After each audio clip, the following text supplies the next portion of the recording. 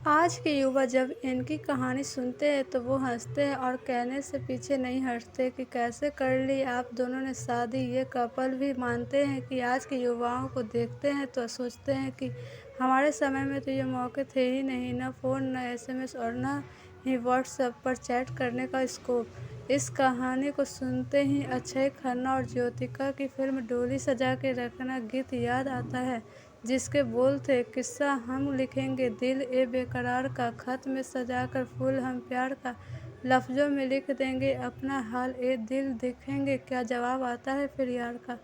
पुष्पा के घर संजय यूँ तो बचपन से ही अपने मम्मी पापा के साथ आया करते थे, लेकिन बचपन में पुष्पा का ध्यान संजय की छोटी बहन और अपनी उम्र संजू पर ही ज़्यादा रहता था। बचपन था इसलिए मन में प्यार जैसा कोई ख्याल भी नहीं था।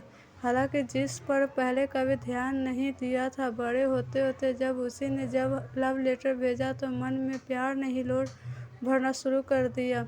अपनी कहानी बताते हुए पुष्पा कहती है कि एक दिन संजय अपने दोस्तों के साथ बाबा धाम का प्रसाद लेकर आए थे। पापा ने उनके पापा का नाम लेते हुए कहा कि उनका लड़का आया है, जाओ पानी दे दो।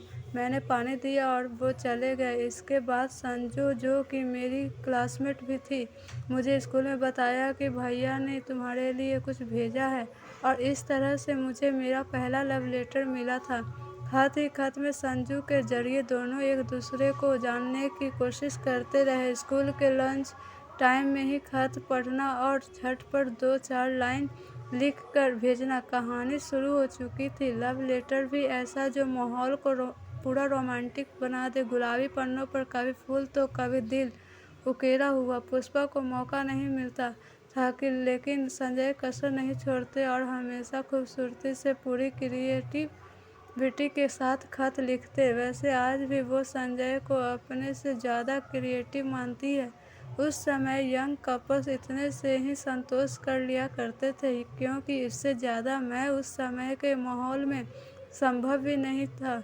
पुष्पा कहती है कि एक दिन खत में संजय ने लिख कर बताया कि उन्हें अब आगे की पढ़ाई करने के लिए बेंगलोर जाना है और इसके पहले वो उनसे मिलना चाहते हैं। मिलने आ गई तो वो समझ जाएंगे कि सच में पुष्पा ने हाँ कहा है, क्योंकि उस वक्त लड़कियों को आसानी से कहीं जाने आने तो दिया नहीं जाता था। फिर संजू ने साथ दिया और उनके साथ ही पुष्पा घर से निकलकर राम मंदिर पहुंची। खत में यही जगह लिखा हुआ था, क्योंकि यहाँ अगर कोई देख भी लेता तो भगवान बचा ही लेते। दोनों मिले प्रेमी जोड़े ने कुछ बातें की और संजय बेंगलोर चले गए, क्योंकि उस वक्त छोटे शहरों में हर घर में फ़ोन भी नहीं होता था। इसलिए पुष्पा कहती है कि अगर कुछ भेजना है तो इसकी प्लानिंग पहले से रखनी होती है, क्योंकि खत और कार्ड जो भी मैं भेजती थी वो उनके दोस्तों के सहारे ही जाता था। वहाँ से भी संजय जो भी मुझे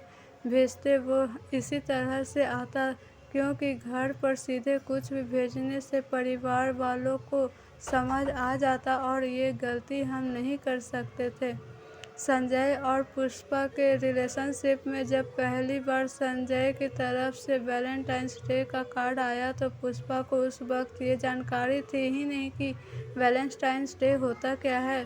संजू ने कार्ड देते हुए कहा था, लो भैया ने वैलेंटाइंस डे का कार्ड भेजा है, और उन्होंने मुस्कुराते हुए कार्ड ले लिया और सोचती रही कि अब किससे पूछूं कि क्यों भेजा है ये कार्ड। आज के यंगस्टर्स के लिए जो कॉमन है वो उस वक्त इतना भी प्रचलित नहीं था कि इसे आसानी से समझा जा सके। पुष्पा ने इसे समझने के लिए डिक्शनरी की मदद ली, जिसमें इसे में प्रेम दिवस बताया गया। रमेश को कैंपस में सिलेक्ट होने के पहले ही शादी का प्रस्ताव अपने पेरेंट्स के सामने रख दिया। दोनों परिवारों ने बच्चों को अपने सामने बड़ा होते देखा था तो झटपट दोनों तरफ से हाँ हो गई, और ऐसा लगा खेल खेल में 19 साल की पुष्पा और 21 साल का संजय की शादी हो गई। हालांकि पुष्पा मानती है उस वक्त कम उम्र में शादी करने के बाद दोनों की लाइफ में शुरू में काफ़ी स्ट्रगल रहा, लेकिन शादी के 24 साल बाद अपनी कहानी में उन्हें बहुत सी खूबसूरत पर लॉन्ग डिस्टेंस रिलेशनशिप में ज़रूरी आपसी समझ और कम उम्र के बावजूद एक दूसरे को पाने की ईमानदार कोशिश नज़र आती है। एक दूसरे के साथ एंजॉय करते हैं। धन्यवाद। आपको यह कहानी कैसी लगी? वीडियो को लाइक, सब्सक्राइब और फॉलो ज़रूर कर देना। कमेंट में बताइए आपको यह कहानी कैसी लगी।